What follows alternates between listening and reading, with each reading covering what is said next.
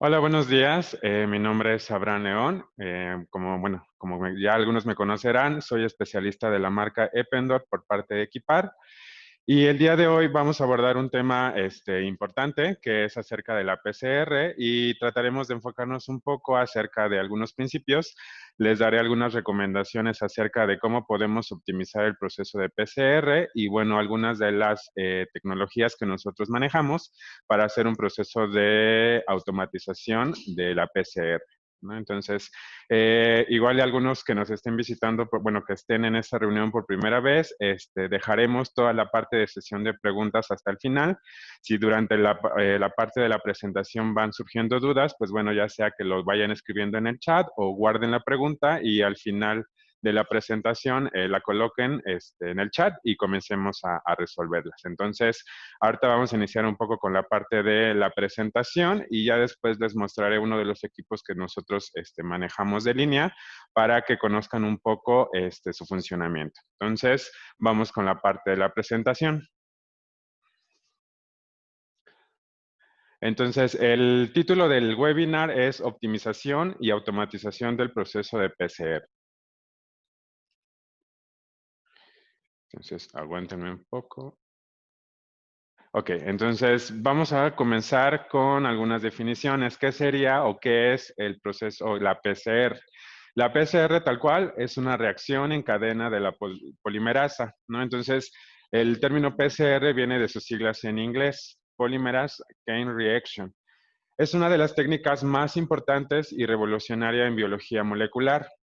¿No? Desde que se descubrió la molécula de la vida, que es el DNA, los mecanismos para su transferencia y heredarse hacia otros organismos. Entonces, desde ese inicio, la biología molecular, en el punto de la PCR, pues significó un punto muy importante para pues, para la investigación y para el desarrollo de nuevas tecnologías.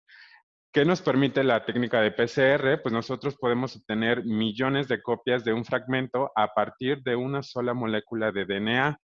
¿No? Es una gran ventaja de la técnica. Lo que nosotros podemos hacer con esto es, por ejemplo, si queremos detectar algún fragmento en específico, pues bueno, nada más por medio de la técnica de PCR, si este fragmento se encuentra en pocas copias, podemos amplificarlo miles de millones de veces y poder detectarlo, ¿no?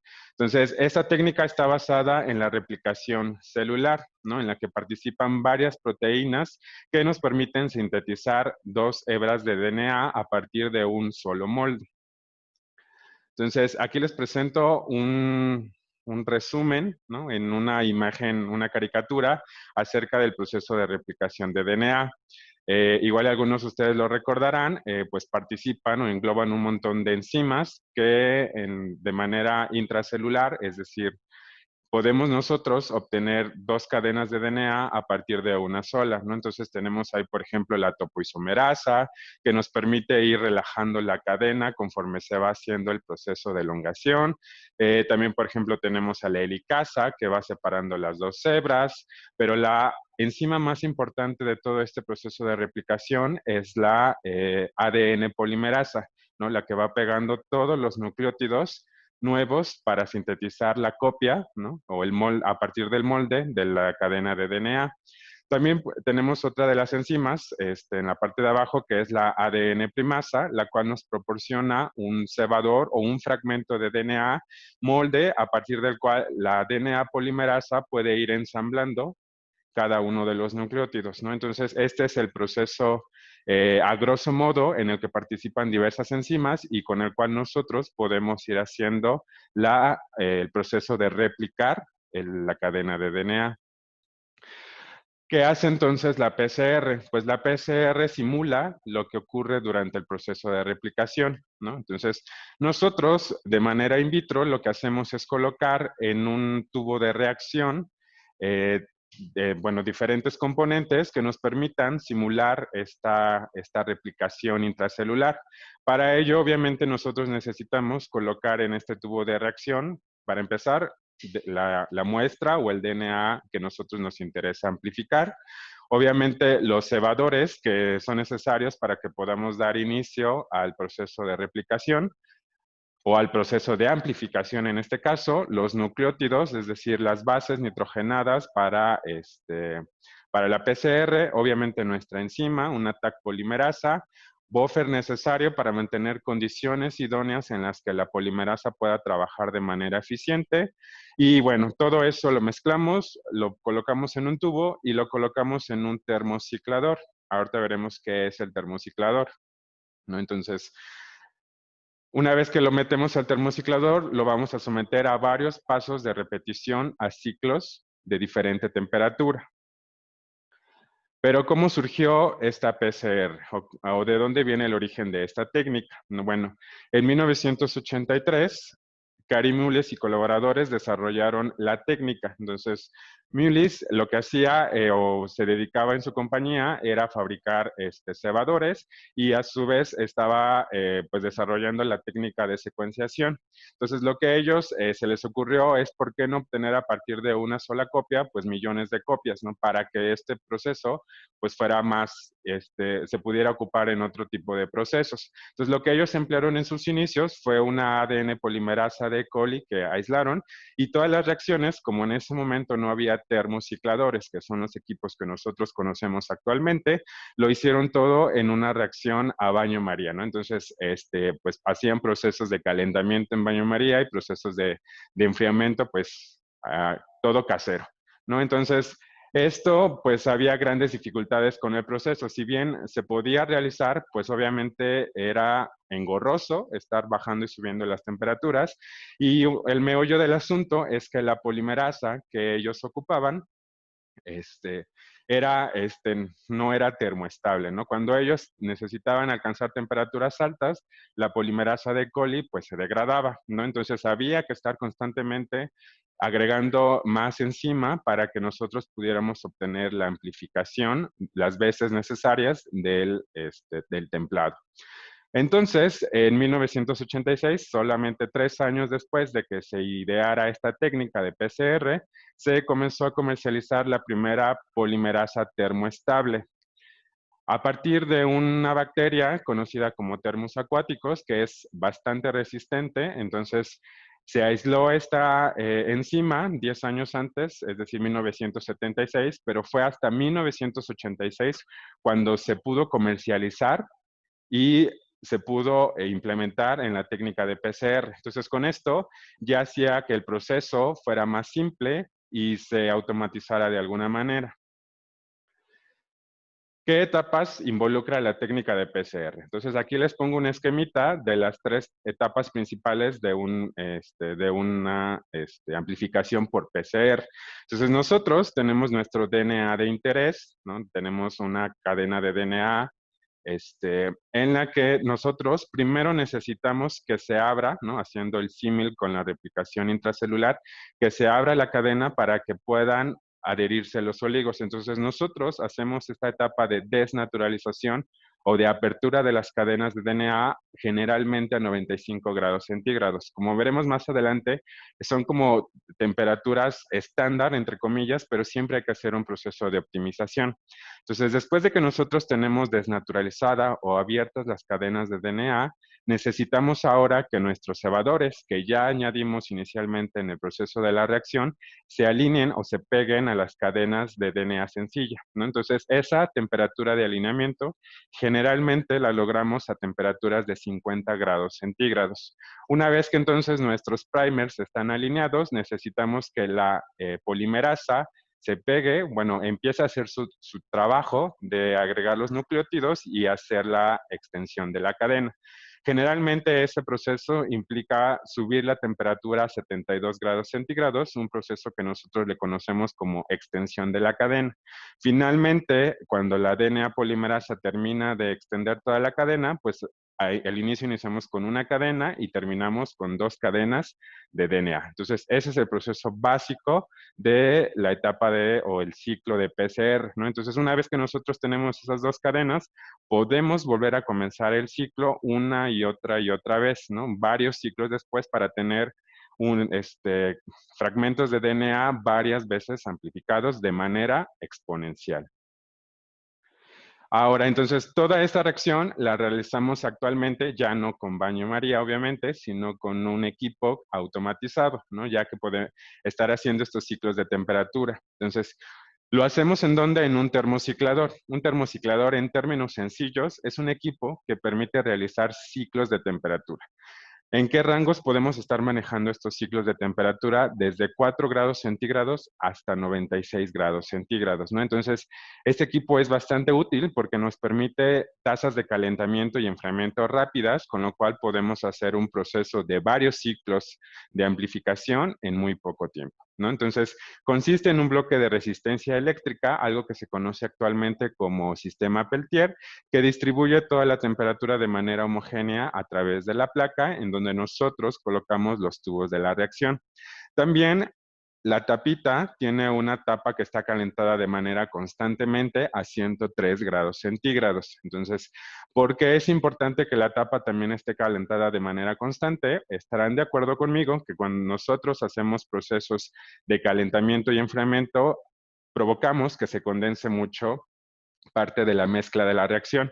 Nosotros debemos de mantener durante el proceso de PCR que se mantengan constantes las condiciones de concentración de todos los reactivos. Entonces, por ello es importante estar evitando que se condense mucho el agua, ¿no? De la reacción. Entonces, por eso necesitamos una tapa calentada constantemente que evite que se esté condensando volumen de la reacción y podamos mantener las condiciones óptimas para un proceso de amplificación, pues bastante idóneo.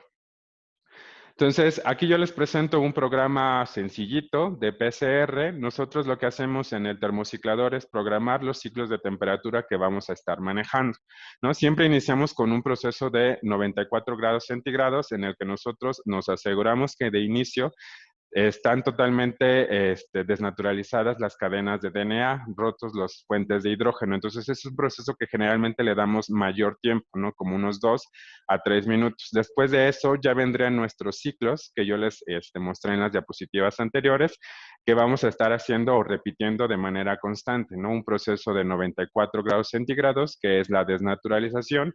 Luego 1 a 55 grados centígrados, que tiene que ver con el alineamiento de los primers, luego a 72 grados centígrados para la extensión y así lo vamos a repetir varias veces. ¿Cuántas veces?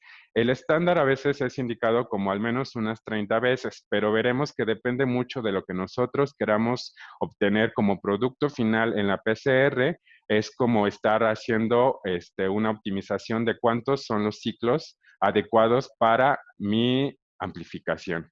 Y finalmente tenemos una etapa de 72 grados centígrados que aquí está colocada como a 1 minuto, pero a veces podemos darle tiempos de extensión de hasta 5 o 10 minutos para asegurar que todo el fragmento de DNA de interés esté totalmente completo o haya extendido de manera correcta.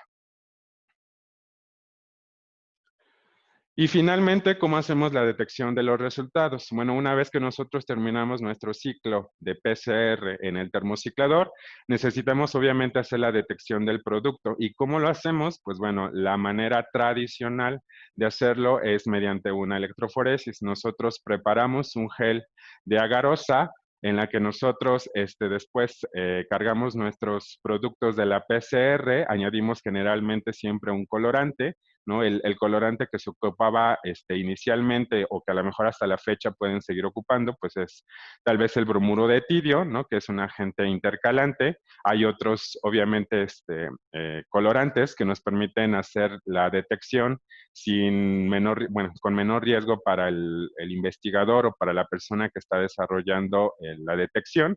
La cuestión es que después de que nosotros añadimos nuestro colorante, lo revelamos directamente con UV, ¿no? Esta tiene peculiaridad, por ejemplo, del bromuro de tidio, que emite fluorescencia, ¿no? Entonces ya con eso nosotros podemos hacer la detección de si después del proceso de PCR tuvimos un producto final, ¿no? Logramos amplificar millones de veces el producto de tal forma que ya es visible, ¿no? A partir de una sola copia, nosotros ya podemos verlo como un producto en un gel de agarosa, ¿no? Esa es la manera tradicional. Hay otras nuevas formas de hacerlo que veremos más adelante.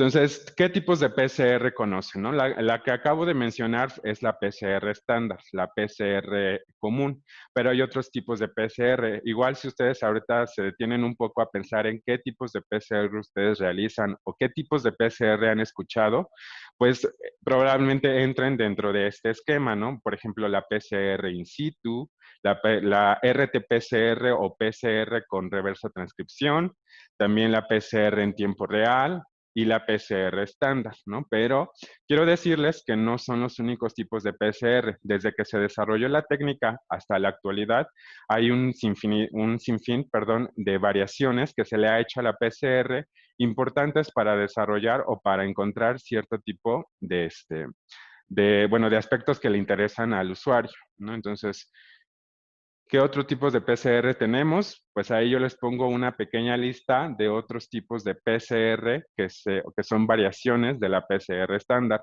No son los únicos, de hecho hay un sinfinidad más de tipos de PCR, ¿no? Por ejemplo, tenemos la PCR de colonia, que esa nosotros generalmente la aplicamos cuando o estamos haciendo procesos de clonación con bacterias y necesitamos encontrar rápidamente si nuestra bacteria insertó o no insertó el plásmido, ¿no? Entonces las podemos a partir directamente de la colonia, tal cual la tomamos nosotros del agar, podemos colocarla en un tubo de reacción de PCR, los oligos necesarios, las enzimas, etcétera, y ver si nuestra bacteria de interés tiene o no el plásmido que nosotros deseamos clonar.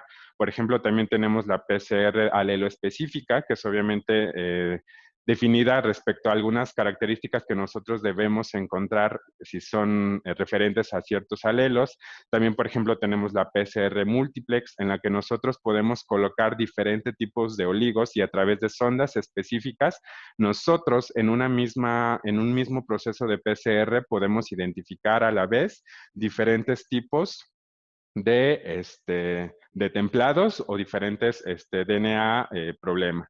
¿No? También tenemos, por ejemplo, la PCR de alta fidelidad, en la que nosotros ya no ocupamos la polimerasa, la TAC polimerasa, sino ocupamos enzimas que son más fidedignas, ¿no? Y que tienen menor tasa de error conforme el proceso de amplificación, ¿no? Entonces, hay una infinidad de técnicas, no les voy a platicar de todas ellas, pero sí vamos a abordar al menos las más importantes, ¿no? Las que están a su lado izquierdo.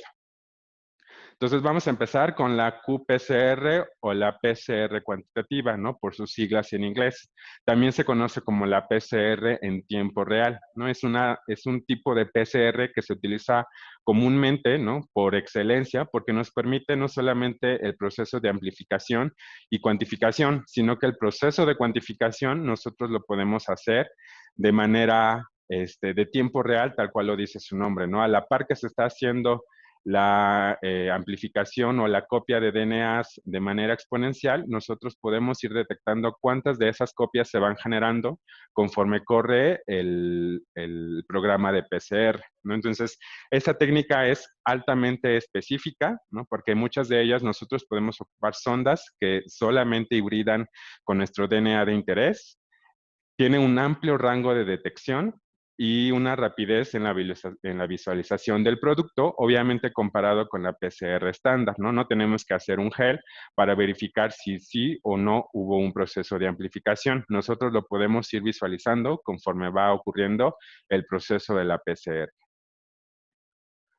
Entonces, para ¿qué necesitamos o qué etapas se requieren? Bueno, como lo mencioné, para que nosotros podamos hacer el monitoreo en tiempo real de lo que va ocurriendo con nuestra amplificación, necesitamos obviamente, pues también hacer una mezcla de reacción. ¿Qué necesitamos? Al igual que la PCR estándar, necesitamos nuestra polimerasa, nuestro DNA templado, el buffer necesario para mantener las condiciones óptimas de la DNA polimerasa, los nucleótidos, los primers, etcétera. Pero aparte de eso, nosotros necesitamos sondas que nos permitan o que emitan alguna fluorescencia cada vez que se vaya haciendo o se vaya amplificando la cadena de DNA de interés, ¿no? Entonces, ese sería como uno de los puntos importantes que requiere una técnica de PCR cuantitativa. En el siguiente esquemita, al lado derecho, yo les muestro a manera grosa cómo ocurre el proceso de PCR. Nosotros tenemos nuestra cadena de DNA, que en este caso solo les estoy mostrando la cadena de DNA sencilla, y lo que nosotros hacemos es Con las temperaturas adecuadas para alineamiento, hibridamos la cadena de DNA, obviamente con nuestro cebador, nuestro primer, nuestro fragmento de DNA, y a la vez con nuestra sonda fluorescente, ¿no? Esta sonda obviamente también hibrida de manera completa con nuestra cadena de DNA de interés.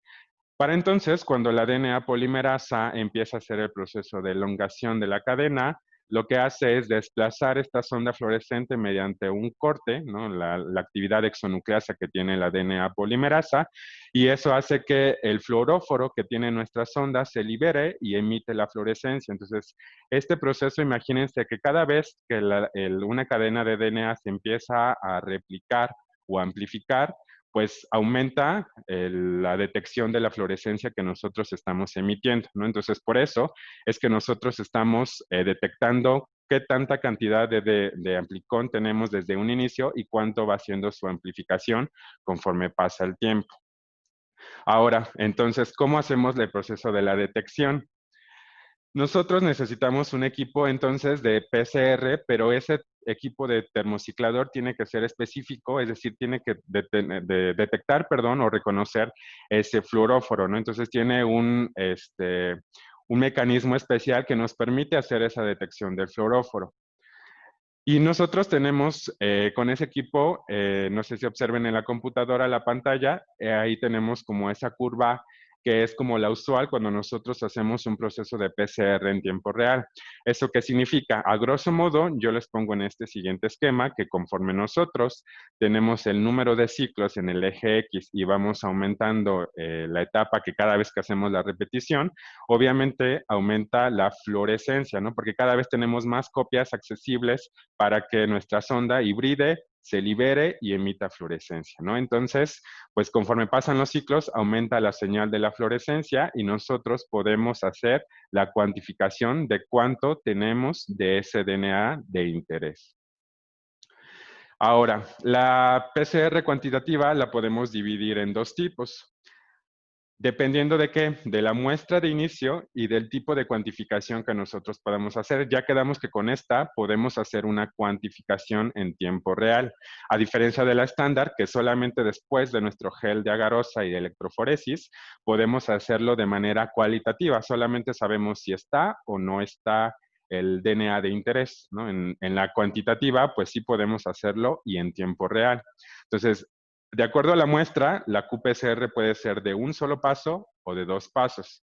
Y de acuerdo al tipo de cuantificación, puede ser relativa o absoluta.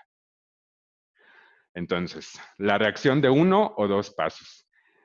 ¿De qué varía esta, qué diferencia hay con respecto a cada una de ellas? Bueno, en la de un paso, nosotros hacemos, generalmente, a veces, no solamente requerimos hacer amplificación de un DNA de interés, sino que a veces nosotros requerimos también ver la expresión, es decir, el RNA mensajero el RNA mensajero. Entonces, para ello, hacemos una técnica de RT y luego PCR o qPCR, ¿no? Primero pasamos nuestro RNA mensajero a DNA y después de DNA, pues lo hacemos o lo sometemos al proceso de PCR. Entonces, a eso se refiere con un solo paso. Si nosotros tenemos nuestro mensajero, pues vamos a hacer toda nuestra mezcla de reacción, la metemos al termociclador y en ese mismo proceso, en ese mismo tubito va a ocurrir todo, la reverso transcripción y la cuantificación por PCR.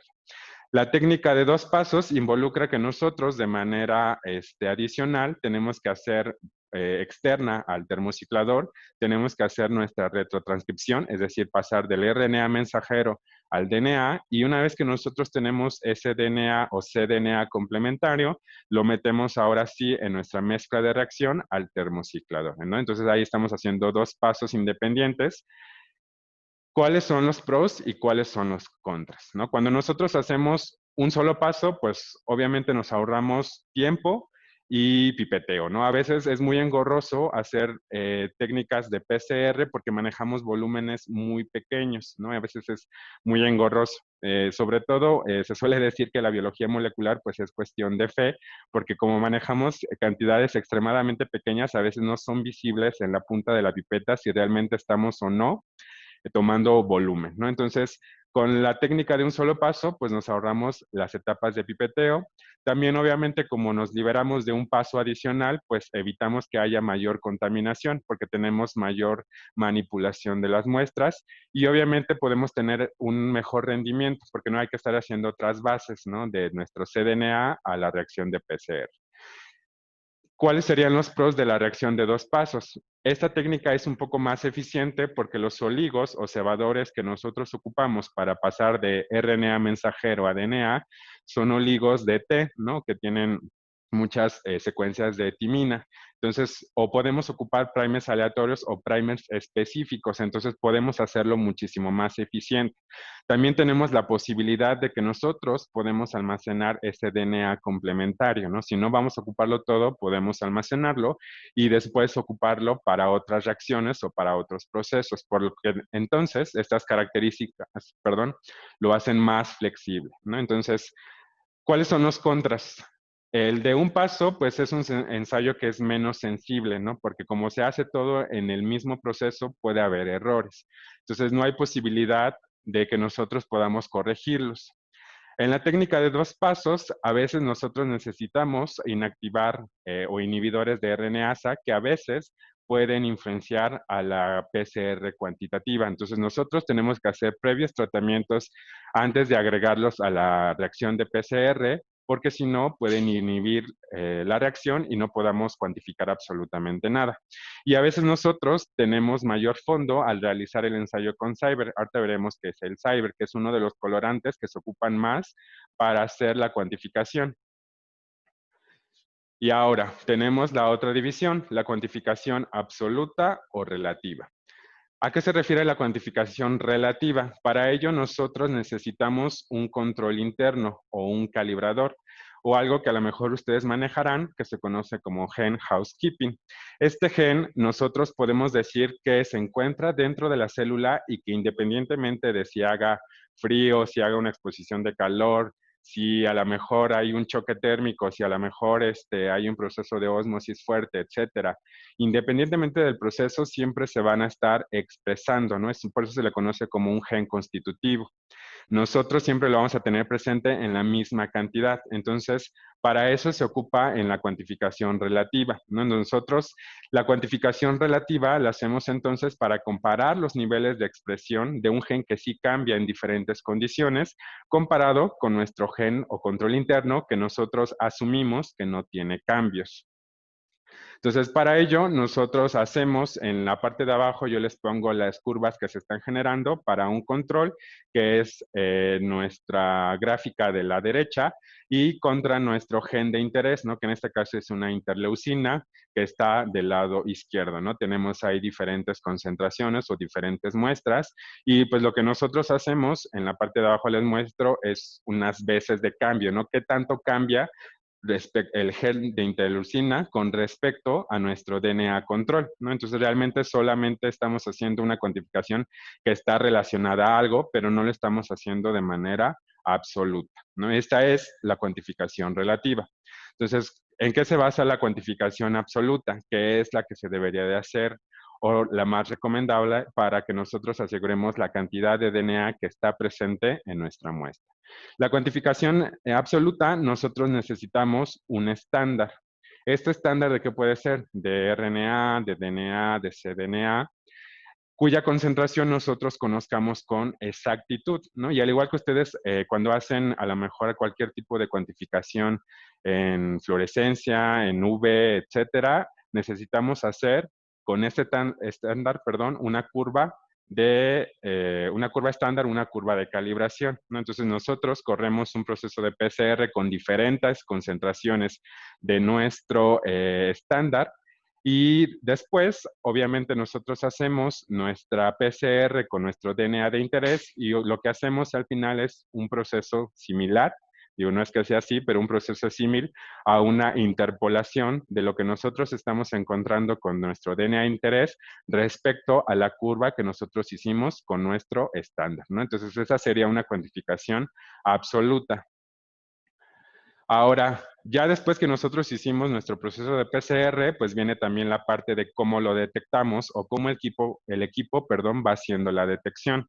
Para eso nosotros ocupamos dos distintos tipos de fluoróforos. Como lo vimos en diapositivas anteriores, necesitamos una sonda o algún tipo de fluoróforo que nos permita ir cuantificando cuánto va de amplicón aumentando en cada ciclo de, de amplificación. Entonces tenemos dos tipos de sondas. Una de ellas es de afinidad por el ADN y otras que son sondas específicas. Entonces las de afinidad por el ADN emiten fluorescencia cuando se unen al ADN. Por ejemplo, nosotros podríamos ocupar en este caso un bromuro de tirio. Como ya sabemos, es un agente intercalante y emite fluorescencia. Entonces, podríamos irlo ocupando o agregarlo a la reacción para que en cada proceso de DNA, obviamente, aumenta la cantidad de DNA que nosotros tenemos en la reacción y puede ir incrementando la fluorescencia, ¿no? Sin embargo, este agente intercalante no es tan bueno porque el bromuro de tirio se une tanto a cadenas de DNA doble como cadenas de DNA sencillo, entonces es totalmente inespecífico. Entonces, una de las colorantes de afinidad que más se ocupan es el Cyber Green. Ahorita vamos a ver cómo es su proceso. Ahora, las ondas específicas solo emiten fluorescencia cuando se ha amplificado un fragmento de DNA de interés. Entonces, son, como bien lo dice su nombre, son totalmente específicas. Solo se unen al DNA de interés y solo cuando está el proceso de amplificación, ¿no? Que se están haciendo varias miles de copias del DNA de interés. Entonces, las ondas preferidas son, por excelencia, las que más siempre buscan los usuarios. Ahora, entonces, ¿cómo funciona un fluoróforo con afinidad por el ADN? Yo aquí en esta diapositiva les pongo el compuesto más utilizado, que es el Cyber Green. Entonces, este compuesto, como ven ustedes, pues tiene una alta resonancia, por lo que puede emitir fluorescencia a cierta incidencia de luz o longitud de onda de luz. Nosotros, como vemos en el diagramita de la derecha, tenemos nuestra cadena de DNA desnaturalizada y entonces nuestro Cyber Green va a irse intercalando en la cadena de DNA.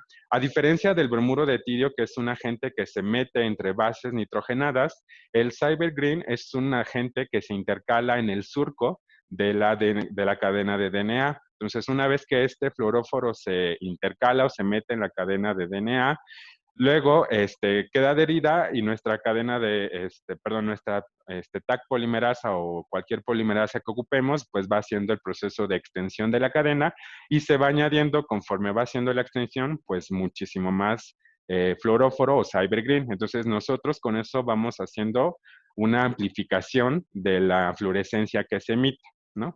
La verdad es que este es un sistema bastante económico, ¿no? Pero él tiene el problema, como les acabo de mencionar, que es inespecífico, ¿no? Realmente nosotros no podríamos detectar si la fluorescencia que está emitiendo es porque se está añadiendo a una cadena de DNA sencillo o realmente a la amplificación de la cadena de, bueno, a la doble cadena, ¿no? Entonces, las desventajas es que no es posible hacer reacciones múltiples, ¿no? Se pega a cualquier cadena de DNA que nosotros encontramos. Entonces, nosotros no podríamos detectar en una sola reacción diferentes DNA de interés. Y su unión, como lo acabo de mencionar, es totalmente inespecífica. Para ello, entonces, es necesario que nosotros verifiquemos la especificidad de la señal, es decir, toda la fluorescencia que se está emitiendo durante la reacción, mediante una curva de disociación. Entonces, el hecho de que nosotros ocupemos una curva de disociación hace un proceso demasiado engorroso el ocupar el Cyber Green. Nosotros requerimos bastante tiempo para lograr estandarizar la técnica. Eso no significa que no se pueda, pero sí lleva como cierto tiempo que nosotros podamos estandarizar el proceso de PCR cuantitativa con Cyber Green, ¿no? Entonces, como les mencioné, nosotros necesitamos hacer una curva de disociación. ¿Qué es la curva de disociación? Lo que nosotros hacemos es simplemente hacer cambios de temperatura una vez que nosotros tenemos el amplicón del DNA de interés y ver en qué momento nosotros desnaturalizamos por completo la cadena de DNA y dejamos de percibir fluorescencia, ¿no? Entonces, lo que nosotros hacemos es, por ejemplo, en este gráfico, de 70 a 94 grados centígrados, vamos haciendo aumentos de temperatura y nosotros vemos que a los 86, 88 grados centígrados tenemos un pico en el que nosotros dejamos de emitir fluorescencia. Se ve un poco raro esta diapositiva, pero si nosotros observamos en el eje de las Y, vemos que es una fluorescencia negativa, viene como menos R, ¿no? Entonces nosotros en realidad ahí es cuando en el pico en el que nosotros dejamos de detectar fluorescencia, ¿no? Entonces, este proceso nos permite saber exactamente cuándo la fluorescencia que nosotros estamos observando es debida precisamente al DNA templado. Les pongo otro ejemplo, ¿no? Entonces, por ejemplo, aquí nosotros tenemos el producto principal y nosotros tenemos a la vez otra curva en el lado izquierdo en el que nosotros tenemos algo como que generalmente se presenta siempre en este proceso de PCR, que son dímeros de primer. Los primers o los cebadores también pueden unirse entre ellos, ¿no? A veces si el contenido de guanina y citosina es alto, pues casi siempre hay un proceso de hibridación, ¿no? Se pueden complementar de manera parcial.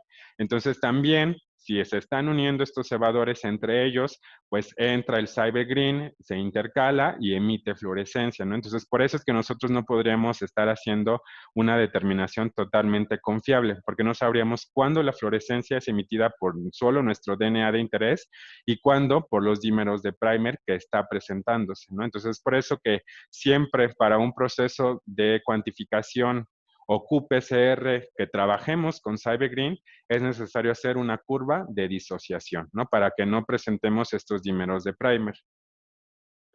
Ahora, las ondas específicas, todas ellas se basan en un principio conocido como FRED o fluorescencia de resonancia debida a electrones, que consiste en la transferencia de energía entre dos fluoróforos.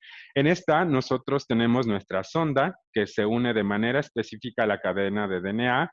En un extremo de la cadena del cebador, perdón, tenemos un reportero, algo que le vamos a llamar como un donador. Y en el otro lado de la cadena o del cebador tenemos un apagador o un aceptor de ese fluoróforo. Entonces nosotros podemos dividir estas ondas en tres tipos. Las ondas de hidrólisis, que son las más utilizadas y que seguramente han escuchado las ondas Tachman.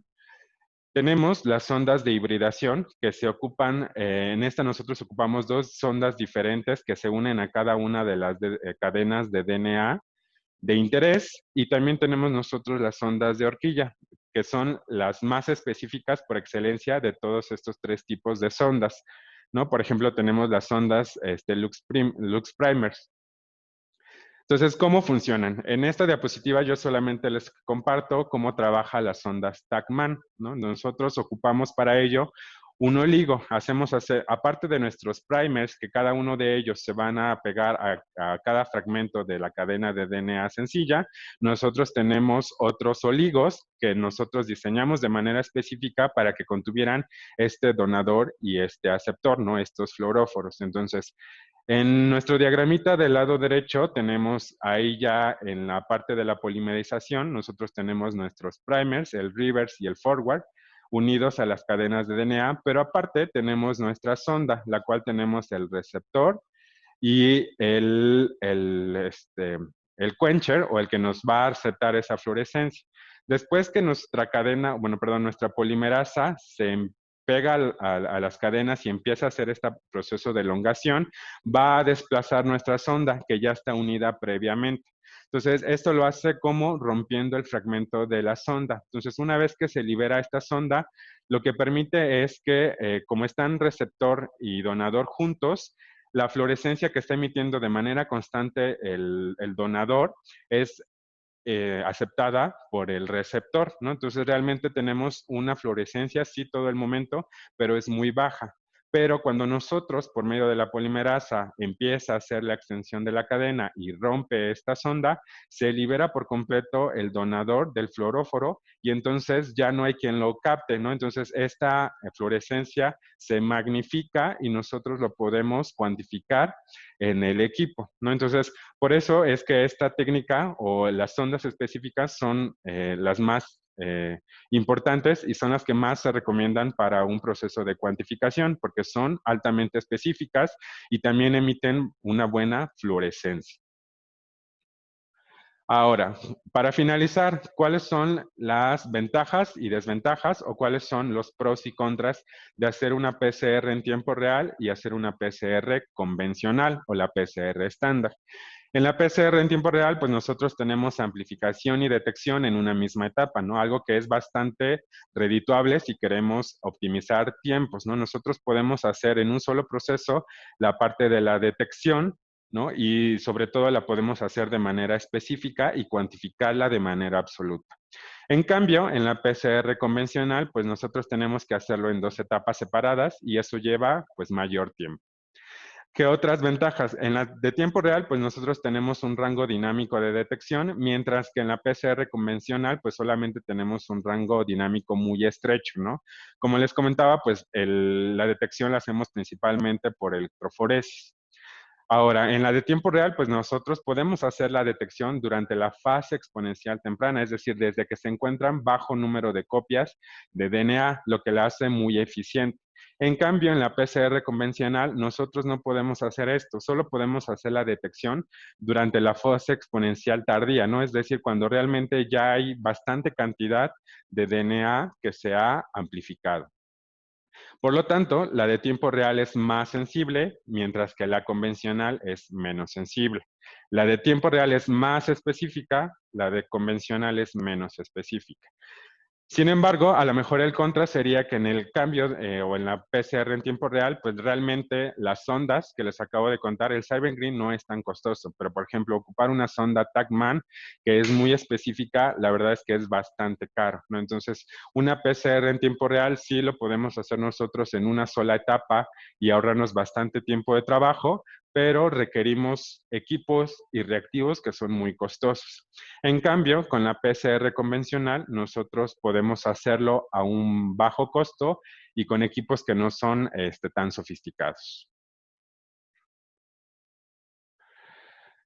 Ok, entonces ya que vimos la PCR cuantitativa o en tiempo real, ahora les voy a comentar la RT-PCR, ¿no? En la RT-PCR nosotros lo que hacemos es trabajar, además de la DNA polimerasa, agregamos otra enzima que se conoce como la transcriptasa reversa, ¿no? Entonces, si ustedes se acuerdan del proceso de herencia o de expresión de un gen, nosotros tenemos nuestra cadena de DNA la cual nosotros la traducimos o la cambiamos hacia RNA mensajero y después de RNA mensajero nosotros lo convertimos finalmente a la proteína que es la que va a ejercer la función principal dentro de la célula. Pero nosotros podemos hacer el proceso inverso, ¿no? Podemos pasar, por ejemplo, del RNA mensajero al DNA. Entonces, ¿eso cómo lo hacemos? Con una enzima que se conoce como transcriptasa reversa.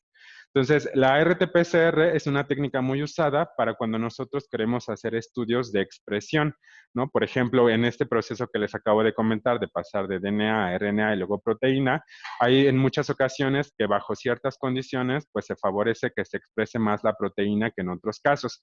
Entonces, en estos ejemplos, nosotros nos interesa detectar qué tanto mensajero se está expresando a partir del DNA. Entonces, para eso, nosotros tenemos que hacer o hacer mano de la RT-PCR, ¿no? Entonces, al igual que una reacción de PCR, pues aparte de la reverso transcriptasa, necesitamos nuestros oligos, nuestros cebadores o primers específicos y pues nuestra DNA polimerasa, ¿no? Entonces, aquí yo les pongo en el diagramita de la derecha todo lo que nosotros necesitamos para hacer un proceso de RT-PCR. Al igual que como les comentaba en la PCR cuantitativa, lo podemos hacer en uno o dos pasos, ¿no? Es independiente de lo que ustedes o como ustedes lo quieran realizar. En el diagramita de la derecha, nosotros tenemos nuestro RNA, ¿no? De 5'3', lo que nosotros hacemos es después meterle la enzima, la reverso transcriptasa, con nuestros cebadores, que pueden ser totalmente específicos o complementarios a la cadena de DNA, o, perdón, de RNA mensajero, o bien un primer, random o un primer de oligo DT, ¿no? Que se une obviamente a nuestras colas de poli A que están en el extremo 3'. Después, la enzima entonces lo que hace es elongar toda el RNA mensajero para tener la cadena de DNA complementario, ¿no? Por eso ahora ya no estamos obteniendo RNA-RNA, sino es a partir del RNA DNA. Entonces se le conoce como DNA complementario a la cadena de RNA. Entonces ya que tenemos nuestro cDNA, ahora sí podemos hacer por proceso de PCR pues una amplificación exponencial del cDNA complementario y pues ya después por las técnicas convencionales pues hacer la detección, ya sea que lo hagamos por electroforesis o desde un inicio lo hagamos por una PCR cuantitativa.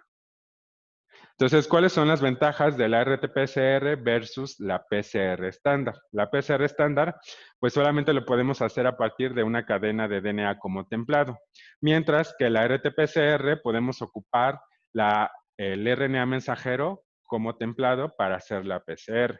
En la PCR, acuérdense que nosotros necesitamos solamente la DNA polimerasa, mientras que en la RT-PCR, nosotros además de la polimerasa, necesitamos la enzima transcriptasa reversa. La PCR convencional, pues es comparativamente menos sensible que la RT-PCR, ¿no? Que es un método mucho más sensible porque nosotros podemos hacer detección de la expresión del gen. Y pues, como les mencioné, la PCR estándar es usada pues en infinidad de aplicaciones, por ejemplo, con clonación, etcétera. Pero la RT-PCR principalmente no significa que solo la podemos ocupar en este caso, pero la ocupamos principalmente para expresión de genes. Y para finalizar con la última PCR, nosotros tenemos la PCR in situ. ¿Qué significa in situ? Que nosotros lo podemos hacer en el lugar de origen o en el sitio de origen, ¿no? Entonces, en ciencia, nosotros lo definimos como en el lugar y las condiciones donde realmente se desarrolla, ¿no? Mantener de alguna manera las condiciones en las que la célula trabaja. Entonces, la PCR in situ es la amplificación intracelular de secuencias por medio de sondas de hibridación de una sonda que está marcada, que es exactamente el similitud a la PCR en tiempo real, y detección inmunohistoquímica.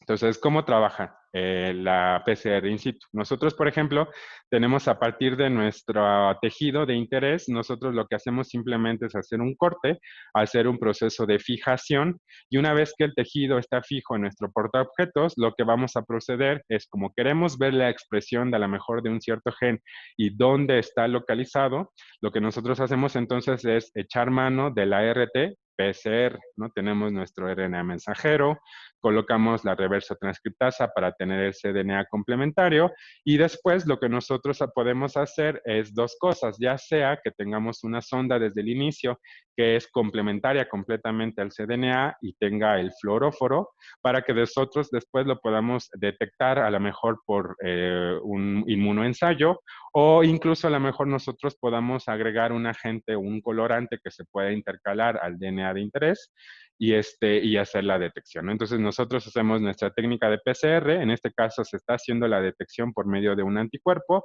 y finalmente nosotros por medio de un microscopio pues hacemos la detección de dónde se está haciendo esta tinción o este colorante por medio del anticuerpo, ¿no? Entonces realmente con esta técnica nosotros de manera muy sencilla podemos ver in vivo, por así decirlo, en realidad es in situ, nosotros podemos ver en las condiciones normales de la célula dónde se está expresando el RNA de interés. Para esto, ¿qué se ocupa generalmente? Pues un termociclador que nos permita acoplar esa fijación que nosotros hicimos junto con toda la mezcla de la RT-PCR para que podamos hacer los ciclos y al final nosotros podamos hacer la detección, ¿no? Entonces es una técnica bastante útil para hacer procesos de cuantificación de expresión de genes in vivo, ¿no? En la célula, en las condiciones naturales. ¿Cuáles son las ventajas y las desventajas con respecto a la PCR estándar? Pues las ventajas es que nosotros podemos hacer la localización de un gen específico a bajas copias. Podemos hacer información de la expresión de un gen y su localización. Por ejemplo, si nosotros tenemos un DNA exógeno, a lo mejor las células están infectadas con un virus, podemos hacer nosotros la detección de ese DNA de interés por medio de PCR in situ. También nosotros podemos hacer con esta mapeo de cromosomas, mutaciones, rearreglos, etcétera. Es un sinfín de aplicaciones para la cual nosotros podemos aprovechar esta técnica. ¿Cuáles serían las desventajas? Pues que la reproducibilidad es variable. Ustedes estarán de acuerdo conmigo que no todas las células se comportan de la misma manera. Entonces, la reproducibilidad pues no puede ser tan buena. También nosotros tenemos que hacer un trabajo arduo, perdón, en optimización. Tenemos que hacer desde la fijación del tejido hasta las condiciones óptimas de amplificación para poder detectar la expresión. También nosotros tenemos que, como desventaja, manejar altas concentraciones de cloruro de magnesio, pero sobre todo altas concentraciones de la polimerasa, ¿no? Entonces eso significa un mayor gasto, porque, pues bueno, la polimerasa no es tan barata, ¿no? Entonces, pues esas serían como algunas de las desventajas y ventajas de la PCR in situ. Ahora, algunas de las aplicaciones. Pues las aplicaciones de la PCR, cual sea, ¿no? Tienen diferentes campos, tanto en la parte de investigación, como por ejemplo en diagnóstico médico, análisis forense, también en la parte de biotecnología. Si ustedes, por ejemplo, trabajan en la industria de alimentos, también hay un gran campo de aplicación. Entonces, abajito yo les pongo, por ejemplo, algunos ejemplos de en dónde se ocupa, ¿no? Entonces, si nosotros queremos, por ejemplo, hacer detección de polimorfismos, si queremos hacer clonación, por ejemplo, en las partes de detección de medicina forense, a lo mejor para encontrar un DNA de interés, las cuestiones de control de calidad, también, por ejemplo, detección de enfermedades, ¿no? Ya sean por agentes externos o por cuestiones internas, también, por ejemplo, para hacer pruebas de paternidad, mutagénesis, detección de infecciones, estudios de evolución, etcétera, ¿no? Entonces, o sea, realmente yo les englobo aquí solo muy pocas de las gran variedad de aplicaciones que tiene la técnica de PCR. Por ejemplo, para la detección actual del SARS-CoV-2, ¿no? Entonces, lo que nosotros hacemos es, en una prueba de detección actual para COVID, lo que hacemos es tomar nuestra muestra respiratoria, ya sea pues puede ser incluso muestra sanguínea o muestra de la fosa nasal. Lo que nosotros es tomar nuestra muestra, procesarla para poder hacer la extracción del RNA mensajero que tiene contenido el virus, y después de eso hacemos una etapa de extracción, purificación, y una vez que tenemos nuestro RNA libre o totalmente puro, lo que hacemos es ahora aplicar una técnica de RT-qPCR, ¿no? La reversa transcripción acoplada a PCR cuantitativa. Entonces ya conocemos el proceso. Al final nosotros lo que hacemos es dar un resultado de amplificó o no amplificó, ¿no? Un caso positivo es que nosotros veamos la fluorescencia de la reacción, y un caso negativo en el que no haya RNA mensajero del coronavirus, pues no detectamos fluorescencia, ¿no? Ese sería un caso totalmente negativo. También, por ejemplo, para pruebas de paternidad, como recordarán, nosotros pues heredamos un alelo paterno y un alelo materno, ¿no? Entonces, lo que nosotros hacemos es mediante sondas o DNA de interés, perdón, cebadores específicos, lo que hacemos es que estos sean, que se peguen directamente a estos alelos que a nosotros nos interesa, y con esto nosotros podemos detectar o hacer pruebas de paternidad, ¿no? Como se muestra en el diagramita de la derecha, ¿no? Que tenemos el caso de la madre, el hijo y bueno, los dos posibles padres, y pues ya vemos la correlación de la prueba de paternidad. Entonces ese sería otro de los ejemplos.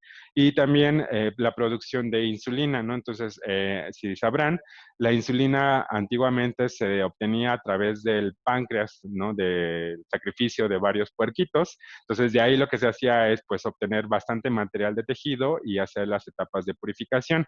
Sin embargo, pues esa insulina que se obtenía, pues era muy poco, pues a veces ocasionaba reacciones adversas, porque pues a veces la relación, nuestros anticuerpos no lo detectaban como exógeno o extraño, ¿no? Entonces ahora la técnica por la cual nosotros podemos producir insulina, pues es a través de la recombinación y obviamente la clonación. Entonces lo que nosotros a través de las células humanas de páncreas, obviamente de DNA humano, nosotros metemos nuestros primers, aislamos el DNA de interés, lo amplificamos varias veces y lo pegamos en un plásmido recombinante. Ese plásmido ya fusionado con nuestro DNA de interés, lo metemos de nueva cuenta en una bacteria que ahora será la bacteria recombinante. Lo metemos después, entonces, esas bacterias a un tanque de fermentación para hacer un bioproceso, y después ya a partir de eso, de que nosotros tenemos miles y miles de copias, nosotros podemos hacer la purificación de la insulina para consumo humano, ¿no? Entonces esa sería otra de las aplicaciones importantes. Entonces, ya para casi ir finalizando, les quiero platicar ahora de la parte de optimización de la PCR, ¿no? Entonces, ¿qué entendemos como proceso de optimización de PCR? Entonces, la optimización de una reacción de PCR implica el ajuste de óptimo entre las condiciones de amplificación, es decir, entre el alineamiento, la extensión, la desnaturalización, todas esas tres etapas que son importantes en la PCR, y también un ajuste óptimo entre las concentraciones de todos los componentes que tenemos en la reacción de PCR, ¿no? Los primers, las enzimas, los oligos, el buffer, etcétera. Entonces, ese es un proceso óptimo. Nosotros necesitamos de la imagen que tenemos a la izquierda, en la que no vemos absolutamente nada y todo está totalmente degradado, tener un resultado como o parecido al de la derecha, ¿no? El que nosotros tengamos productos totalmente específicos y en buena cantidad, ¿no? Entonces, para ello es importante que nosotros optimicemos el proceso de PCR. Entonces, ¿cómo hacemos que funcione? Pues realmente es como un engranaje, ¿no? De un reloj.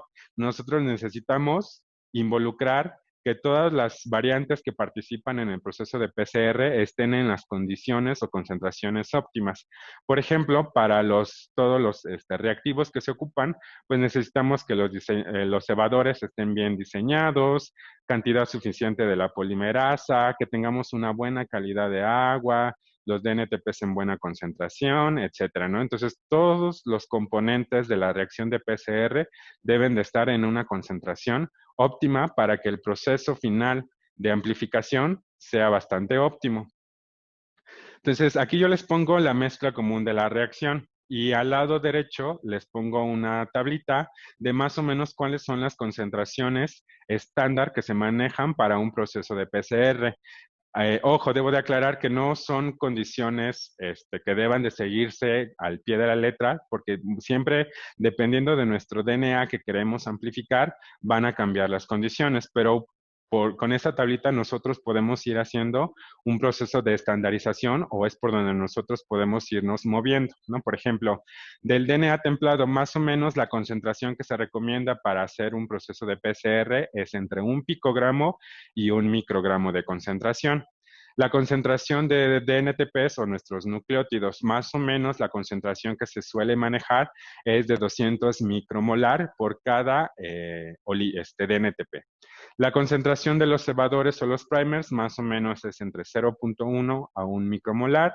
La concentración del buffer, ¿no? debe de ser, perdón, más o menos al 1 por. La concentración de magnesio debe de estar más o menos entre 1 a 5 nanomolar.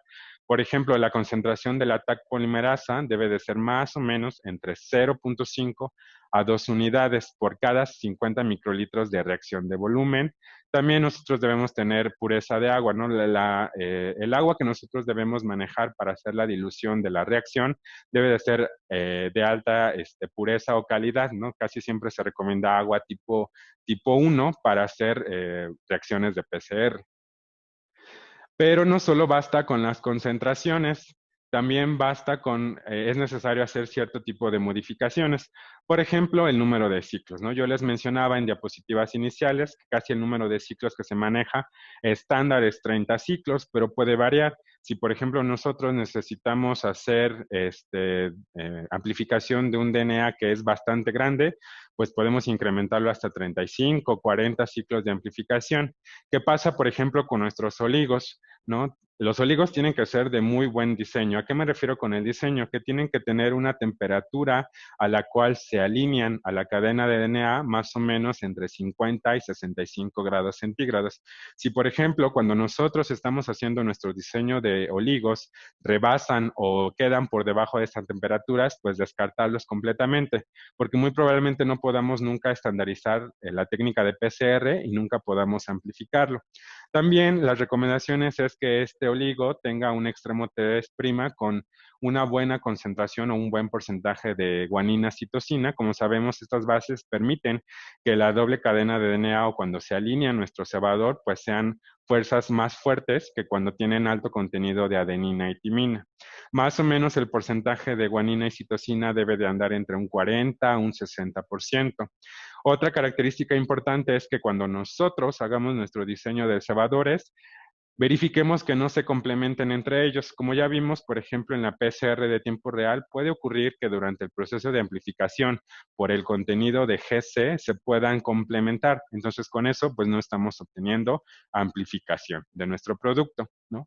Y también otra cuestión muy importante es que cuando los diseñemos tengan un 100% de similitud con el DNA de interés, ¿no? Que sean 100% complementarios. También la concentración de magnesio puede influir en el proceso de PCR. En el dibujito yo les pongo que, por ejemplo, si nosotros manejamos concentraciones por debajo de las que les mencioné en la diapositiva anterior, no obtenemos absolutamente nada de amplificación. Entonces, necesitamos que el magnesio esté en buenas concentraciones. El magnesio es un cofactor de la enzima, de la DNA polimerasa. Para que trabaje bien, entonces necesita estar en óptimas concentraciones el magnesio.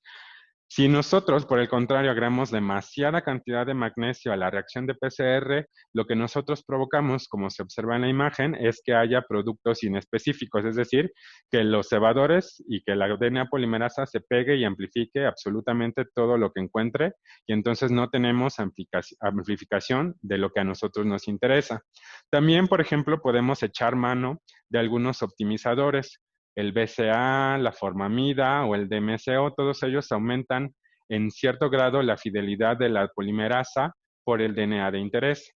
Y también una importante es que nosotros ocupemos siempre, cuando hagamos procesos de PCR, polimerasas que conocemos como de alta fidelidad, es decir, que tienen tasas de error, perdón, bastante bajas o que tienen actividad exonucleasa, que permite precisamente corregir esos errores cuando se mete un nucleótido que no debería de ir, ¿no? Entonces se corrige, se corta, se corrige y eso lo hace una polimerasa de alta fidelidad.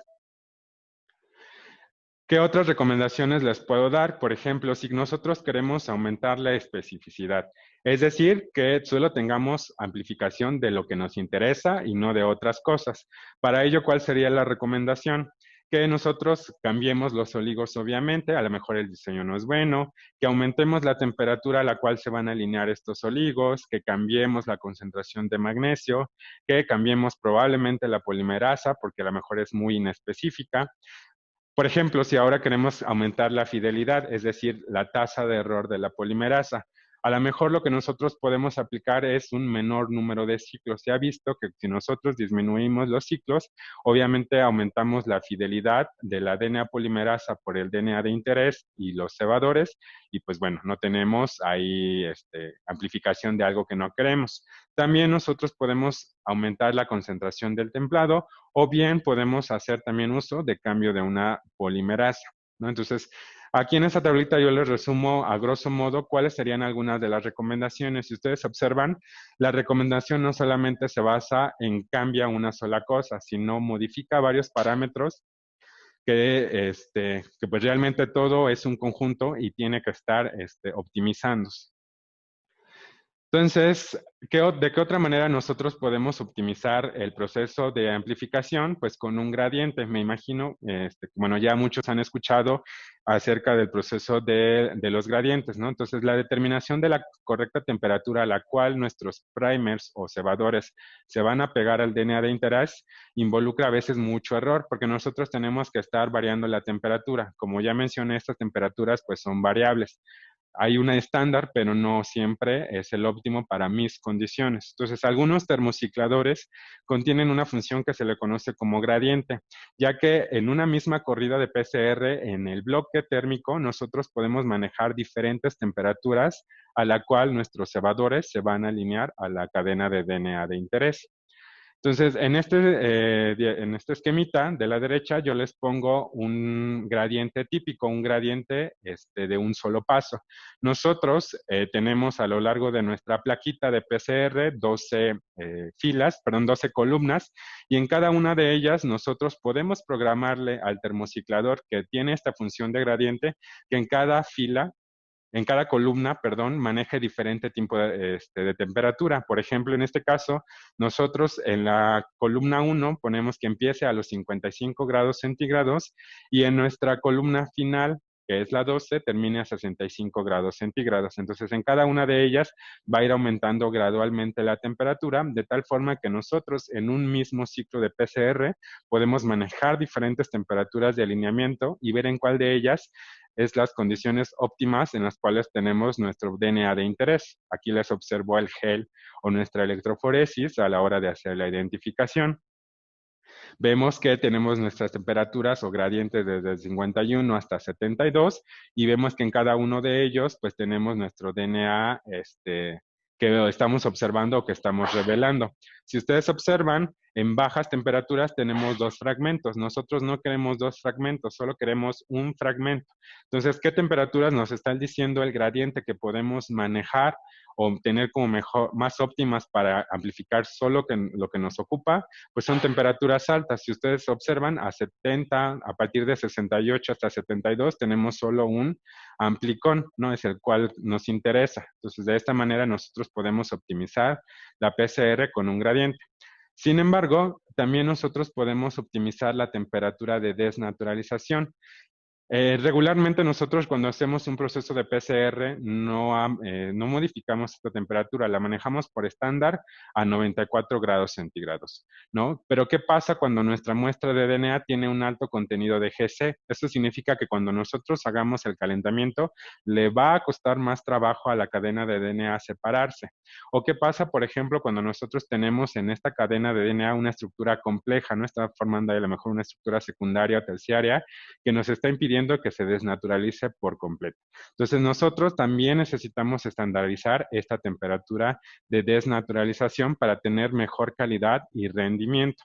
Entonces, para eso, nosotros contamos con un termociclador, que es prácticamente el único que se encuentra en el mercado, que permite optimizar no solamente un gradiente, que es el de la temperatura a la cual se pegan los oligos, sino también a la vez optimizar el proceso a la cual se desnaturaliza la cadena. Si ustedes observan en el diagrama de la izquierda, vemos que en la parte de abajo, por cada columna, nosotros vamos a manejar diferente temperatura para optimizar el proceso de alineación, pero también nosotros podemos de abajo hacia arriba, que son todas las filas, podemos manejar diferentes temperaturas para el proceso de desnaturalización de la cadena.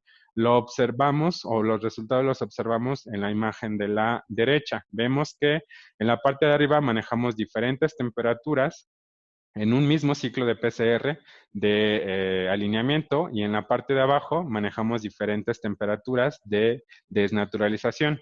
Entonces, obviamente nos interesa solo tener un producto, es decir, una bandita de DNA y esa bandita en buena cantidad, ¿no? Que se vea bastante fuerte la amplificación. Si ustedes observan, vemos que, por ejemplo, en la parte de arriba, cuando manejamos temperaturas bajas de alineación y temperaturas altas de desnaturalización, vemos en algunos casos hasta dos bandas, a veces menos intensa, más intensa, pero vemos que las condiciones óptimas para nuestro proceso de amplificación de este DNA en particular ocurren en la parte de abajo. Nosotros ya no tenemos esa presencia de dobles bandas, tenemos una sola banda y hay ciertas regiones, por ejemplo, en la temperatura de 55 a 58 grados, en las que tenemos una buena concentración, ¿no? Entonces, esa sería nuestra temperatura a la cual en sus subsecuentes procesos vamos a estar manejando el proceso de PCR. Entonces, este equipo es bastante útil porque podemos optimizar en un solo paso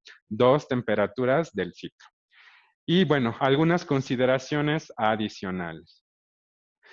¿Ustedes creen que los consumibles afecten también el rendimiento? La respuesta es sí, porque muchos de los consumibles que se encuentran en el mercado a veces no permiten una alta tasa de transferencia del calor de la placa del termociclador a la reacción de PCR. Entonces, eso hace que también haya menor rendimiento en el proceso de amplificación.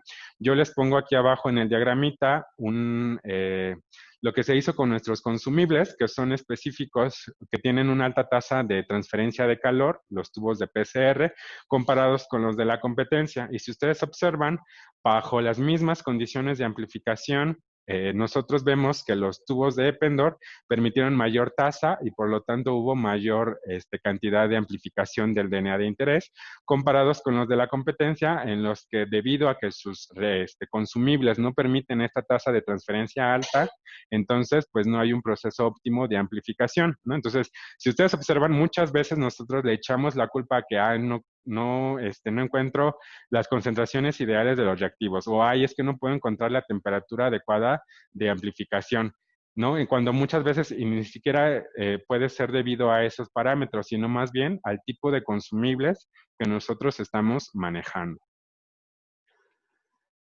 Y otra cosa, han obtenido, por ejemplo, en algunos casos, amplificación con controles negativos, ¿no? Nosotros metemos un control siempre negativo en el que solo tenemos nuestros primers y agüita y se acabó. No tenemos DNA de interés. Al final del ciclo de PCR vemos si en ese control negativo hubo o no amplificación. Si hubo obviamente amplificación, significa pues que se contaminó con un DNA que por a lo mejor ahí le escupieron, ¿no? Un cabello que cayó dentro de la reacción y tenemos ahí DNA. Entonces, para ello es necesario también que nosotros tengamos buenas prácticas de laboratorio. Y una forma de hacerlo es minimizar la contaminación que estamos manejando durante el flujo de trabajo, ¿no? Entonces, para ello yo les presento cómo sería un diseño de laboratorio ideal para un proceso de PCR, ¿no? Entonces, la manera ideal para trabajar una técnica de PCR sería que tuviéramos cuartos o áreas asignadas para cada proceso, ¿no? Desde la parte de una área que haga solo la extracción, una área que haga solamente la parte de purificación, otra área que solamente haga la PCR tal cual, otra área que se involucre solamente en la parte de la detección, etcétera, ¿no? Esas serían las condiciones ideales, porque ahí nosotros aseguramos que no tenemos contaminación o procesos de contaminación cruzada, ¿no? Pero obviamente es muy difícil, ¿no? Y eso involucra pues mucho dinero y en el diseño del laboratorio.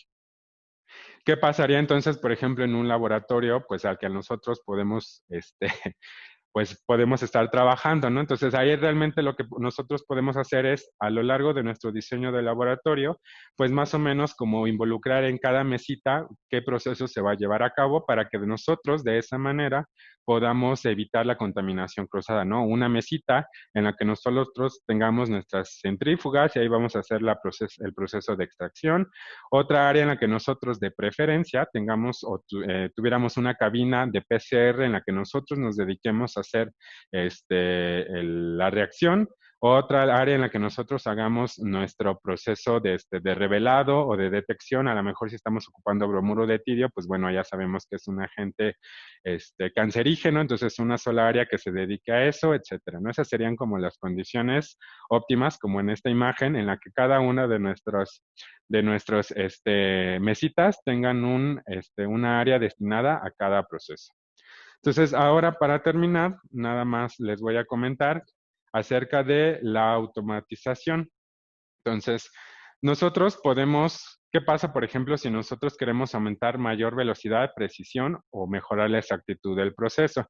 Pues pasan muchas ocasiones que aumenta el error. ¿Por qué? Porque a veces nosotros podemos aventarnos en el día hacer 10, 20, 30, 50, hasta 100 procesos de PCR en un solo día. Entonces, eso involucra fatiga, que nos cansemos, que aumentemos el error, etcétera. Entonces, para solucionar esto, lo que nosotros podemos hacer es manejar el manejo de todo el proceso, tanto de la parte líquida como la parte de la purificación, de manera automatizada. Y en el caso de Eppendorf, manejamos algunas soluciones que les pueden ayudar.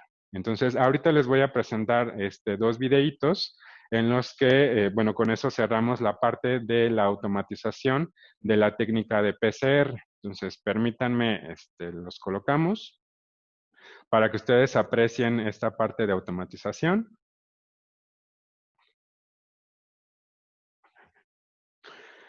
Ok, entonces en el video que ustedes están viendo a continuación, bueno, espero que no haya problemas en la reproducción. Nosotros tenemos un equipo que, bueno, nosotros lo tenemos como EP Motion, en el que nosotros podemos automatizar toda la parte del proceso de PCR, ¿no? Incluso no solo la parte del montado de la placa, de PCR, sino que nosotros también en este equipo, en el EP Motion, también podemos hacer la parte del manejo de la muestra y la parte de la extracción y purificación del RNA. Por ello, como ustedes están observando, contamos con una infinidad de consumibles en las que nosotros podemos manejar diferentes tipos de tubos. Aquí, por ejemplo, están viendo todas las pipetas que nosotros manejamos, tanto mono, multicanal. Esta EP-Motion también cuenta con una cámara o filtro EPA, que es lo que estamos observando, y una lámpara de UV para procesos de descontaminación, si así se requiriera. Podemos nosotros trabajar con estos plaquitas de PCR, como les había mencionado, de diferentes volúmenes tenemos las puntas. Tenemos un sensor óptico, el cual hace toda la parte del reconocimiento de las áreas, ¿no? ¿Qué tipo de consumibles son los que se están metiendo dentro del equipo? Realmente la parte, por ejemplo, aquí estamos viendo de la programación es bastante sencilla. Cualquier usuario con una capacitación óptima, pues puede hacer la programación de su equipo para llevar a cabo el proceso de PCR. Y bueno, como les había dicho, por ejemplo, aquí está haciendo un proceso o un programa de PCR dentro del equipo. Está acondicionando todas sus condiciones, ¿no? ¿Qué racks va a estar manejando? Entonces, todo eso nosotros lo podemos programar dentro del equipo.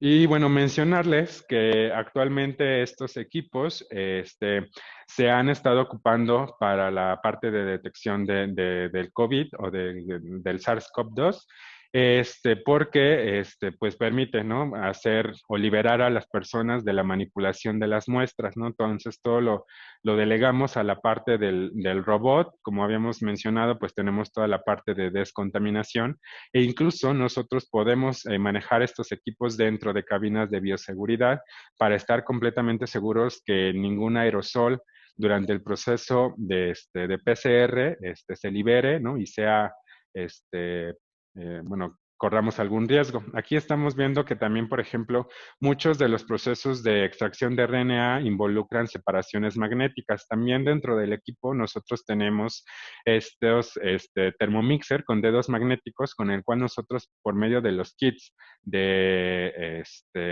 extracción de RNA, podemos optimizarlo también de manera totalmente completa en el equipo, ¿no? Entonces, bueno, este es a grosso modo el EP Motion con el cual nosotros podemos hacer el proceso de automatización de toda la técnica de PCR. Entonces, ahora ya nada más para terminar, les voy a mostrar uno de los equipos que nosotros tenemos aquí enfrente, que es un termociclador. Este termociclador es el que yo les comentaba en las diapositivas. Este termociclador nos permite hacer manejar dos gradientes de temperatura en un mismo o en una misma etapa de PCR, ¿no? Nosotros lo que hacemos es, obviamente, preparamos nuestra plaquita.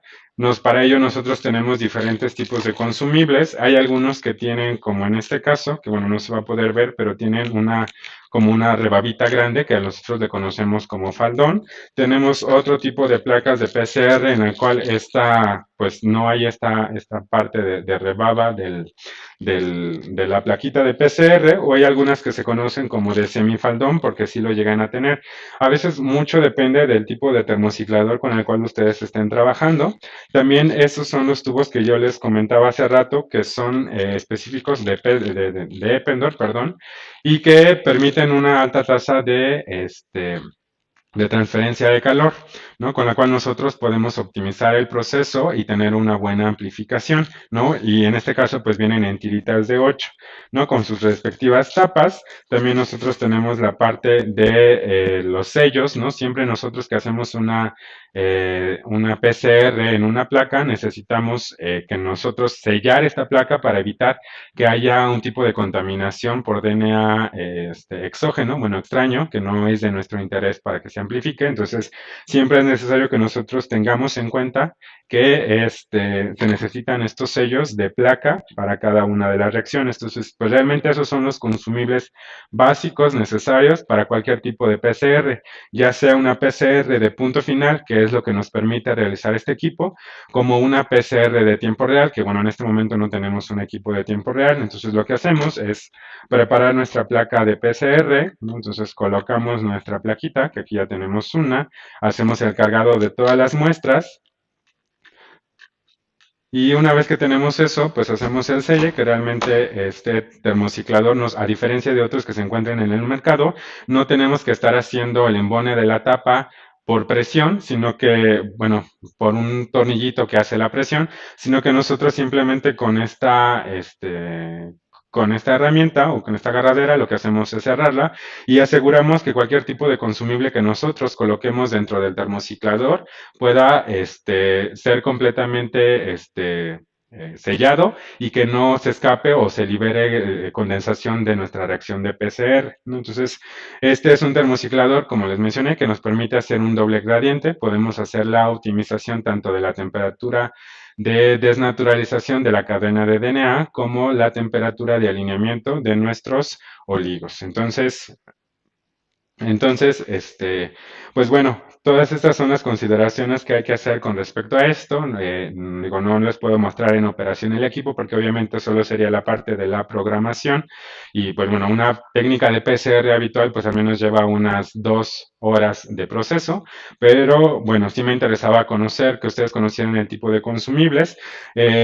Más básicamente el tipo de consumibles que se pueden ocupar o las reacciones que pueden manejarse en un termociclador habitual es desde tubos de 0.1 o 0.2 mililitros hasta tubos de 0.5 mililitros, ¿no? Entonces, realmente muchos de los equipos actuales permiten manejar diferentes cantidades o volúmenes de reacción.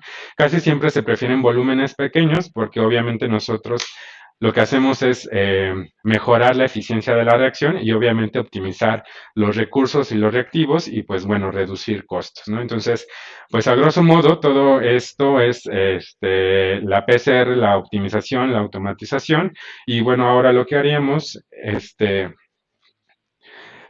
también es mencionarles que nosotros tenemos actualmente una promoción con respecto a este equipo, ¿no? Lo tenemos al 20% del descuento.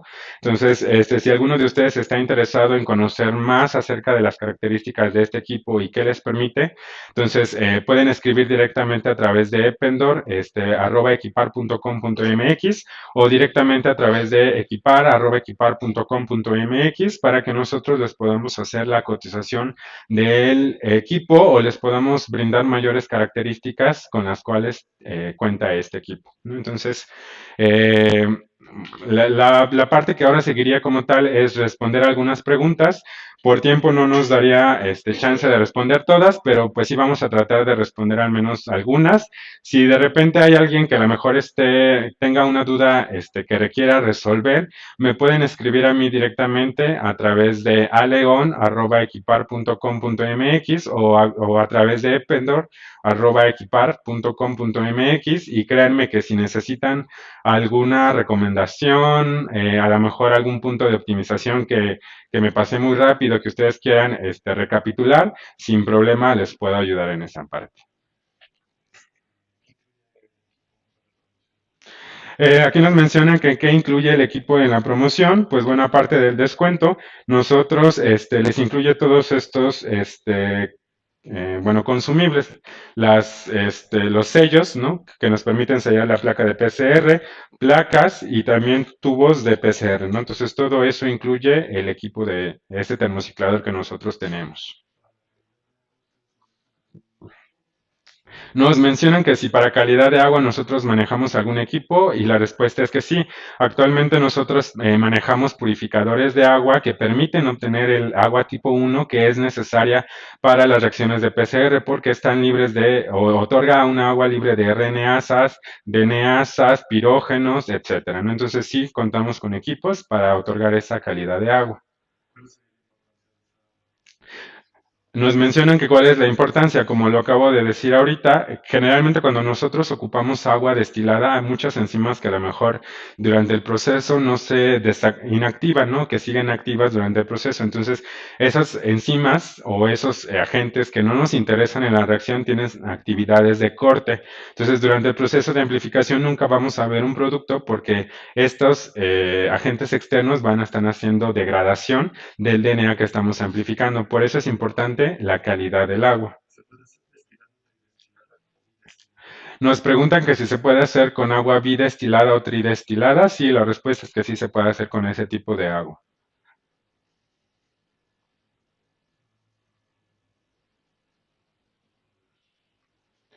Entonces, permitan.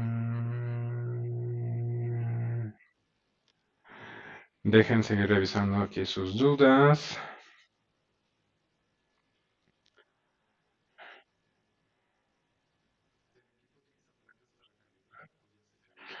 Aquí nos preguntan que si el equipo utiliza placas para calibrar o ya no se calibra.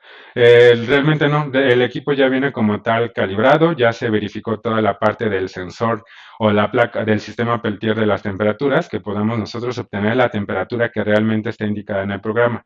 Entonces, nosotros es más que tener el equipo y hacer el cargado de la reacción sin necesidad de calibración previa.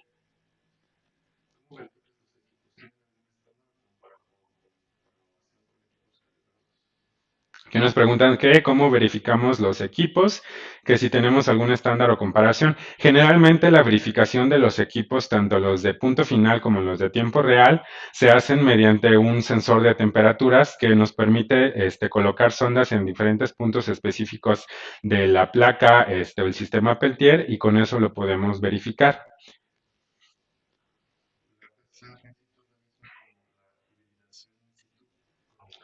Aquí nos preguntan que si la PCR in situ es la misma como la hibridación in situ cromogénica. La respuesta es sí, no. Realmente, como tal, cuando nosotros hacemos PCR in situ, nosotros tenemos que hacer un proceso previo de hibridación, ¿no? Entonces, a veces nosotros podemos hacer hibridación sin necesidad forzosamente de que hagamos una técnica de PCR. Entonces, realmente están relacionadas, pero no son procesos exactamente similares.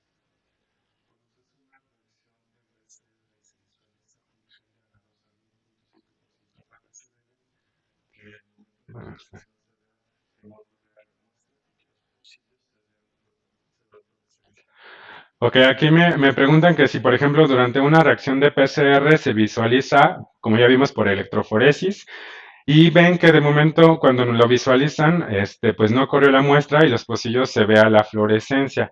Casi siempre cuando eso pasa es que a veces ocurren procesos de degradación de la muestra, ¿no? Porque si vemos que durante toda la parte del corrido de la muestra de DNA se ve como un cierto barrido, entonces casi siempre es debido a procesos de degradación de la muestra.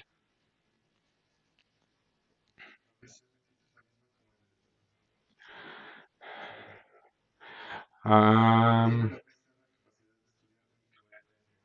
Nos preguntan que si la PCR tiene capacidad de estudiar microRNAs y la respuesta es sí, se pueden hacer detección o hacer técnicas de PCR, incluso serían una variante de la PCR estándar en la que nosotros podemos hacer amplificación de estos fragmentos pequeñitos de RNA o microRNA.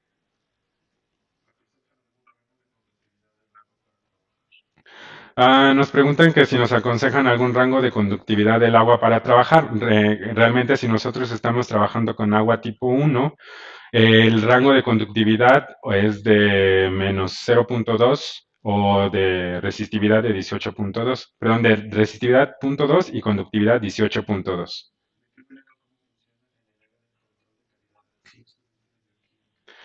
Nos preguntan aquí de qué manera o cómo funciona en el área de control de calidad. Por ejemplo, si ustedes están en la área de alimentos y necesitan verificar que a lo mejor la cosecha, no sé, de algún cierto tipo de maíz, o harina, sea, ¿no? Acorde a la línea que ustedes estaban manejando desde un principio, porque obviamente hay diferentes variaciones entre líneas. Entonces, ese sería como un control de calidad, saber que realmente el tipo de material que ustedes están manejando tiene como el mismo DNA o la misma secuencia de DNA.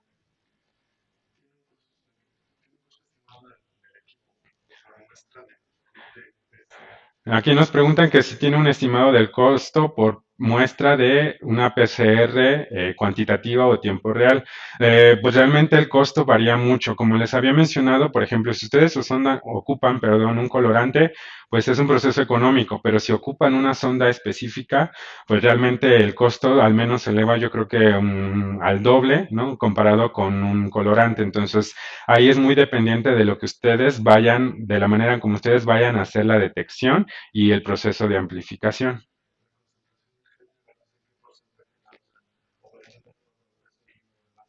Aquí nos preguntan que la concentración de gel en qué porcentaje debe de ocuparse. Bueno, de esa parte yo ya no platiqué, pero obviamente depende mucho del tamaño del amplicón que nosotros estamos buscando. Si por ejemplo nuestro amplicón es muy pequeñito, muy pocas pares de bases, necesitamos un gel de agarrosa más concentrado. Si por el contrario nuestro DNA de interés es un amplicón bastante grande que le va a costar trabajo correr el gel, entonces necesitamos un gel más laxo, entonces una concentración más baja.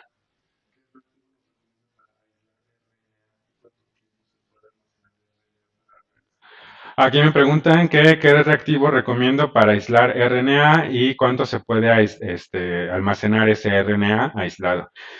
Pues bueno, como recomendación es que realmente hay técnicas caseras, ¿no? Que involucren, por ejemplo, procesos de extracción con trisol y o isopropanol, etcétera. Entonces realmente ahí depende mucho de las condiciones y de la parte económica con la que nosotros contamos, ¿no? Incluso como les mencionaba, hay kits que realmente lo único que hacemos es prácticamente colocar la muestra con las enzimas o bufers necesarios, hacer el proceso de purificación por columnas y se acabó, ¿no? Es algo que nos cuesta muy poco tiempo. ¿Y cuánto podemos almacenar una vez que nosotros extraemos ese RNA?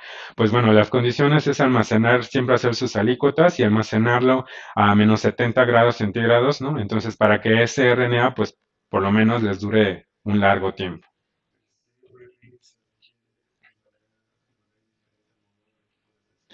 Aquí nos preguntan que si el Cybergreen se adquiere de manera indiferente al modelo. Exacto. Ustedes lo que hacen es compran su termociclador.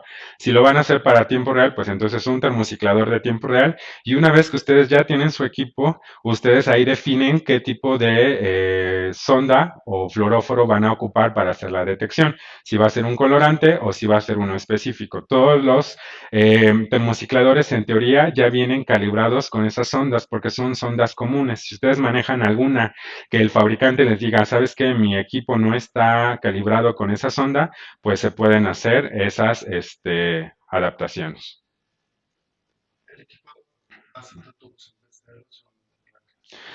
Nos dicen que si el equipo acepta tubos de PCR o solamente placas. No, por ejemplo, este equipo en específico, pues acepta tanto tubos de PCR individuales, tiras de PCR, como las placas que les acabo de mostrar.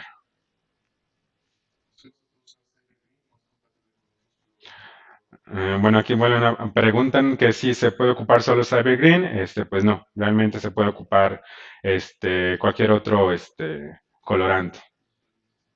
Y bueno, vamos a finalizar con dos preguntas más.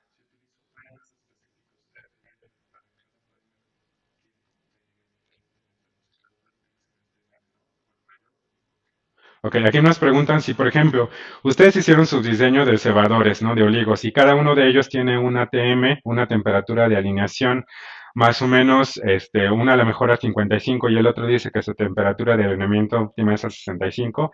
¿Qué pasa en esos casos? Bueno, de entrada, siempre tratar lo mejor posible de que esas temperaturas de alineamiento sean cercanas entre ellas, ¿no? Para cada tipo de cebador.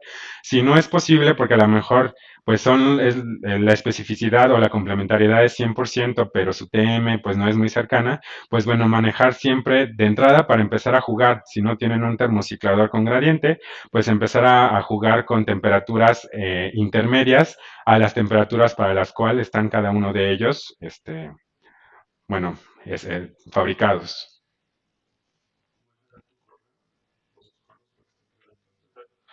Ok, aquí me preguntan de nueva cuenta por la parte de si tienen más dudas, a dónde me pueden escribir. Les repito mi correo. Me pueden escribir directamente a través de mi correo personal, que es aleon@equipar.com.mx o bien a través de ependor@equipar.com.mx o al general, que es equipar@equipar.com.mx.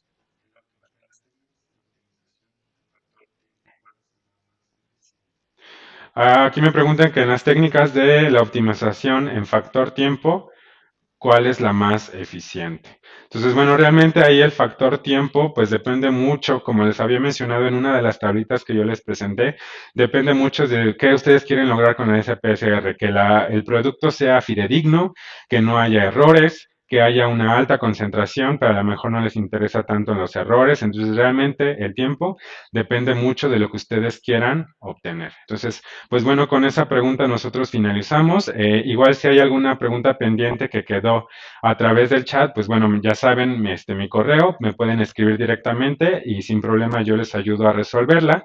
Los invito a que sigan nuestras redes sociales a través de nuestra página Equiparse. Siguen publicando todos los webinars que nosotros estamos desarrollando, que estamos trabajando. Ya hay algunos que tienen una fecha aproximada de cuándo se darán. Entonces, pues bueno, sigan en la página de Equipar, a la sección de eventos, y ahí verán todos los webinars próximos que vienen.